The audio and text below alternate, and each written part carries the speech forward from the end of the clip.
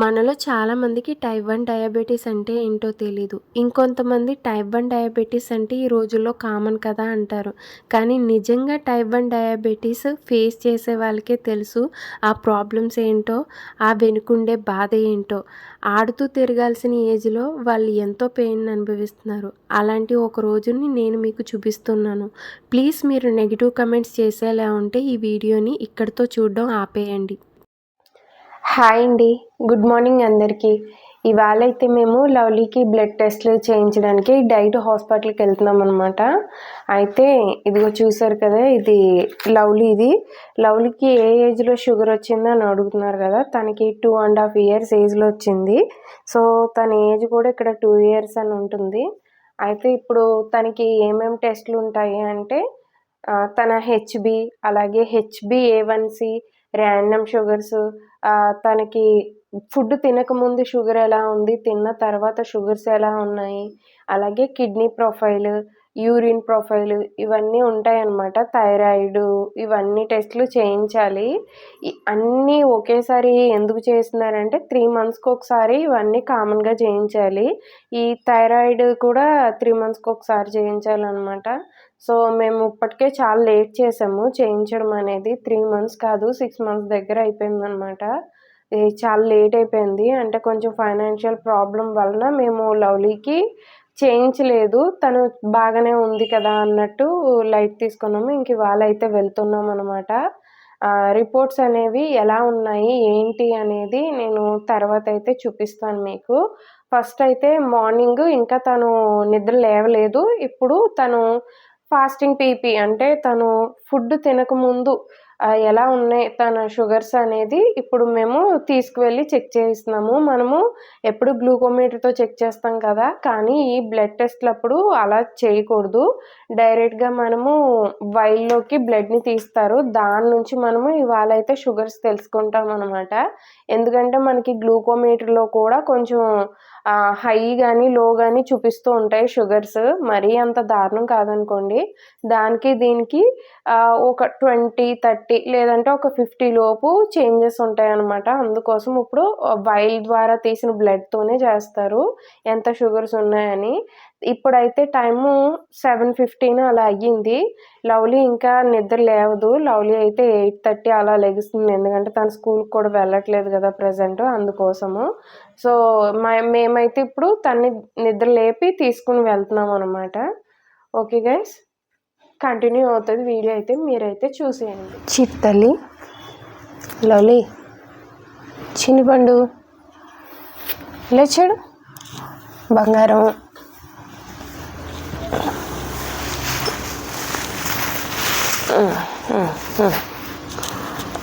బంగారం ఏదండి, బంగారు తల్లి ఏదండి.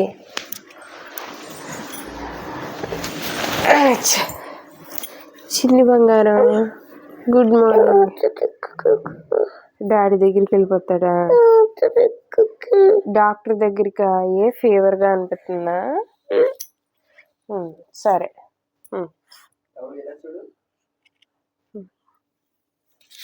సరే, గుడ్ మార్నింగ్ బంగారు తల్లి. ఇవాళ చేసేదే పెయిన్ఫుల్ ప్రాసెస్ అన్నమాట. బ్లడ్ వైల్లో తీయడం అనేది చాలా దారుణమైంది. లవ్లీ తట్టుకోలేక ఏడుస్తూ ఉంటుంది. ఇక్కడ నుంచే టెన్షన్ పడుతూ మేము వెళ్ళాలి. 2 సార్లు తీయాలి ఇవాళ వైల్స్.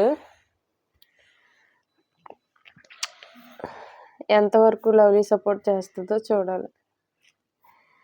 బంగారం, హాస్పిటల్కి వెళ్దామా? హెయిర్ వేసానా జడ?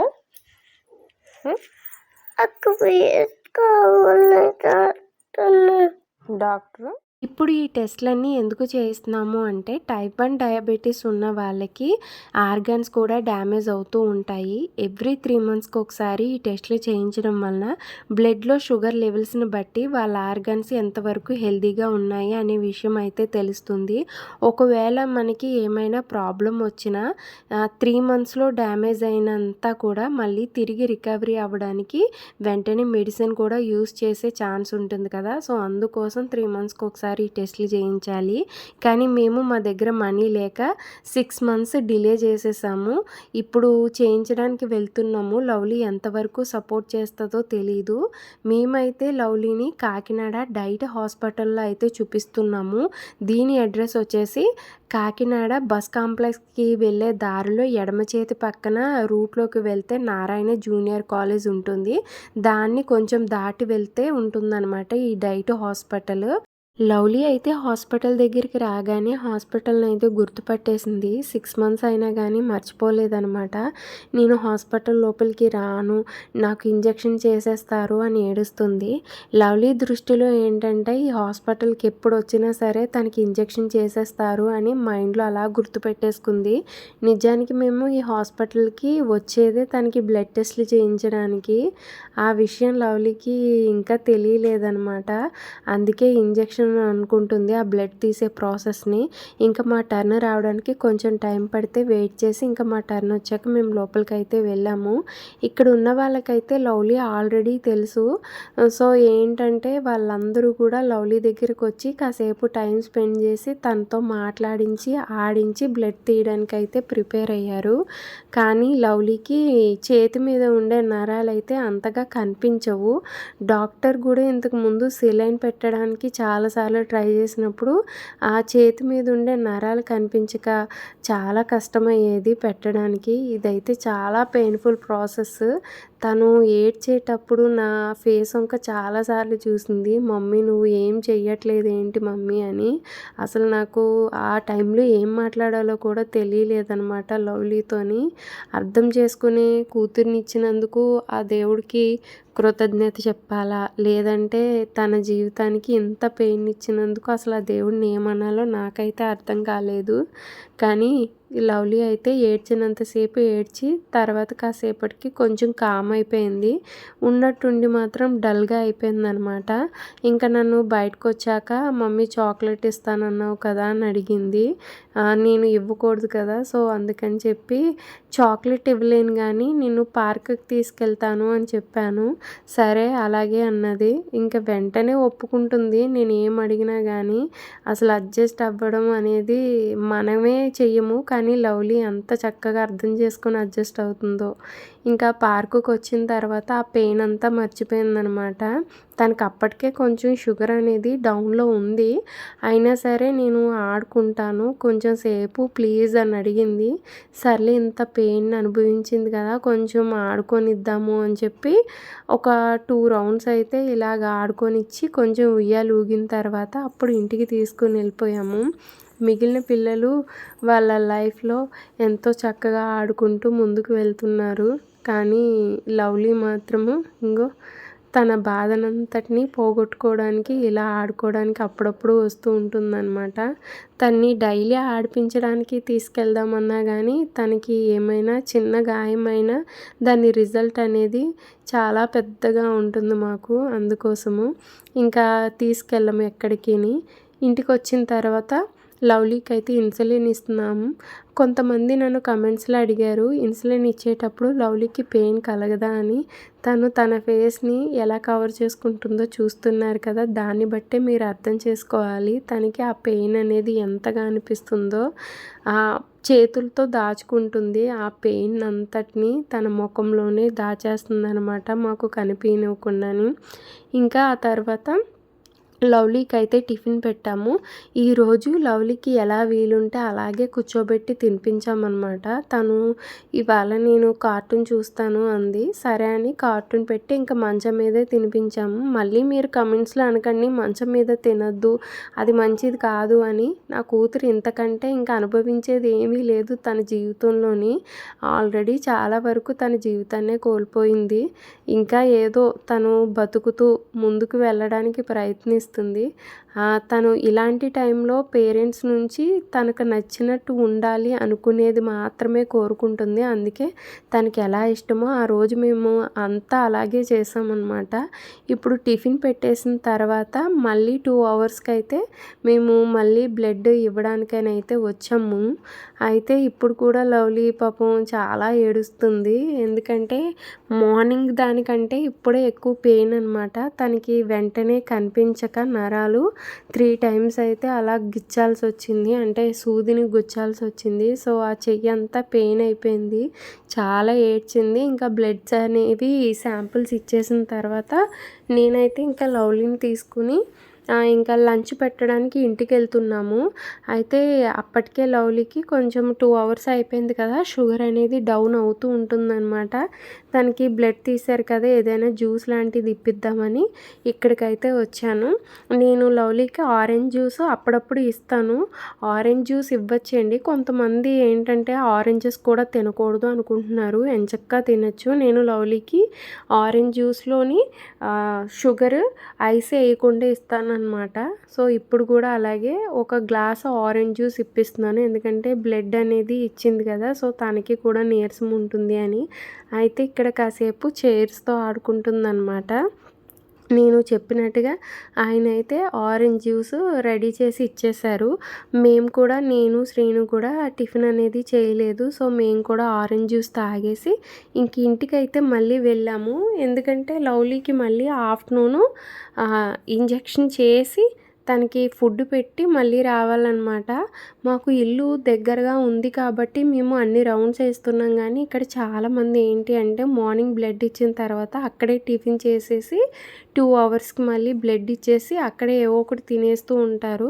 నేనేంటంటే ఇల్లు దగ్గరగా ఉంది కదా అని చెప్పి మార్నింగ్ బ్లడ్ ఇచ్చేసి ఇంటికి వెళ్ళి టిఫిన్ తిని వచ్చిన తర్వాత మళ్ళీ ఇక్కడ బ్లడ్ ఇచ్చి అక్కడ దగ్గరలో జ్యూస్ తాగిపించాను. ఇంకా ఆ తర్వాత ఇంటికి వెళ్ళాక 2 అవర్స్కి మళ్ళీ ఇంజెక్షన్ చేసి ఫుడ్ పెట్టేశాను. ఇప్పుడు రిపోర్ట్స్ రావడానికి అయితే మాకు 1 అవుతుంది అని చెప్పారు. ఈలోపు మేము ఫుడ్ పెట్టడానికి అన్నట్టు ఇంటికైతే వెళ్ళిపోయామన్నమాట. చూశారు కదా, నేను ఆరెంజ్ జ్యూస్ ఫుల్ గ్లాస్ అయితే ఇవ్వనండి, హాఫ్ గ్లాసే ఇస్తాను. అయితే ఇప్పుడు తాగిన తర్వాత లవ్లీ హ్యాపీ అనమాట. ఏదో ఒకటి తనకి కొంచెం రుచిగా ఉండేది ఇచ్చాం కదా, అందుకని తను హ్యాపీ ఫీల్ అవుతుంది. అయితే తన చెయ్యిని 10 సార్లు చూసుకుంటుందన్నమాట, అంత నొప్పిగా ఉందంట పాపం తనకి. అయితే జ్యూస్ తాగేటప్పుడు కూడా అడిగిందనమాట, నేను పార్క్కి వెళ్తాను మళ్ళీని, కొంచెం అక్కడికి వెళ్తే నాకు మార్నింగ్ పెయిన్ తగ్గింది, ఇప్పుడు కూడా వెళ్తాను అని. అయితే అప్పటికే టైము 12 దగ్గర అయిపోయింది. ఆ టైంలో పార్క్లోకి అలో లేదనమాట. మా ఇంటి దగ్గర ఉన్న బోట్ క్లబ్లో ఏంటంటే చెరువు ఉంది అటుపక్కన. అయితే చెరువు అది ఉండడంతో ఆ టైంలో క్లోజ్ చేసేస్తున్నారు. వాచ్మెన్కి మేము ఇది సిచ్యువేషన్, పాపకి కొంచెం డయాబెటీస్ అండి, బ్లడ్ అది ఇచ్చి వచ్చాము, పాపం తను బాగా ఏడుస్తుంది, పార్కుకి తీసుకెళ్ళమని అడిగింది, కొంచెం లోపలికి అలో చేయండి అని చెప్పి అడిగితే ఓన్లీ లవ్లీని మాత్రమే లోపలికి రమ్మని చెప్పారు. ఆ ఫ్రంట్ను చూశారు కదా, బైక్ మీద ఆయన అక్కడే కూర్చుని ఉన్నారనమాట. నన్ను శ్రీనిని లోపలికి రావద్దు అని చెప్పారు. ఒకవేళ పాప పడిపోతుందేమో అంటే నేను ఉన్నాను కదా, నేను చూస్తాను, కానీ మీరు లోపలికి రావద్దండి, సీసీ క్యామ్స్ ఉన్నాయి అని చెప్పారు. సరే అని మేము బయటే ఉండిపోయాము. ఒక 10 మినిట్స్ ఆడుకున్న తర్వాత లవ్లీ అయితే వచ్చేసింది. వచ్చేటప్పుడు చెప్తుందనమాట, మమ్మీ నాకు పెయిన్ తగ్గింది, థ్యాంక్ యూ మమ్మీ పార్క్కి తీసుకొచ్చినందుకు, అండ్ అలానే లవ్ యూ అని. అప్పుడు నా ఫేస్లో ఎక్స్ప్రెషన్ చూసారు ఎంత బాధగా అనిపించిందో నాకు, ఎందుకంటే అంత పెయిన్ని ఫీల్ అయ్యింది లవ్లీ. హాస్పిటల్కి తీసుకెళ్ళింది నేనే కదా అని అనుకున్నాను, అది తన మంచి కోసమే కదా తీసుకెళ్ళింది అని నాకు నేను సర్ది చెప్పుకున్నాను. అయితే ఇలా పార్క్కి తీసుకొచ్చినందుకు తను చాలా హ్యాపీగా ఫీల్ అయ్యింది. నాకు అనిపించింది అనమాట, నా బంగారు తల్లి ఎంత మంచిది అని. ఇంక ఇంటికి తీసుకెళ్ళిన తర్వాత తనకి ఇంజెక్షన్ చేసి అన్నం పెట్టేసి మళ్ళీ అయితే మేము హాస్పిటల్కి వచ్చేసాము. మా టర్న్ ఎప్పుడు వస్తుందో తెలియదు కదా, అందుకే ముందు వచ్చేసి కూర్చున్నాం అనమాట. మా నెంబర్ వచ్చి 32. చాలామంది క్రౌడ్ ఉంటారు సార్ దగ్గర. అయితే ఈ రూమే కాదు, పక్క రూమ్లో కూడా పేషెంట్స్ ఉంటారనమాట.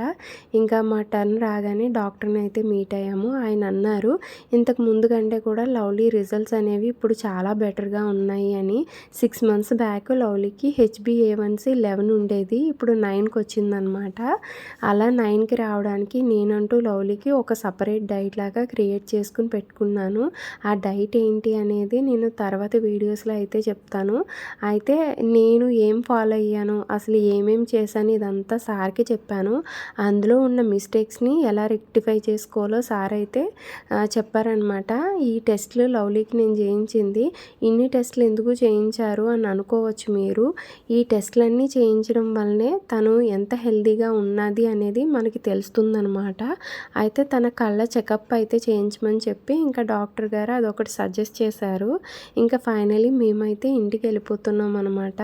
ఈ వీడియో మీకు ఇన్ఫర్మేటివ్గా అనిపిస్తే సబ్స్క్రైబ్ చేసుకుని లైక్ చేసి కమెంట్ చేయండి. Thank you.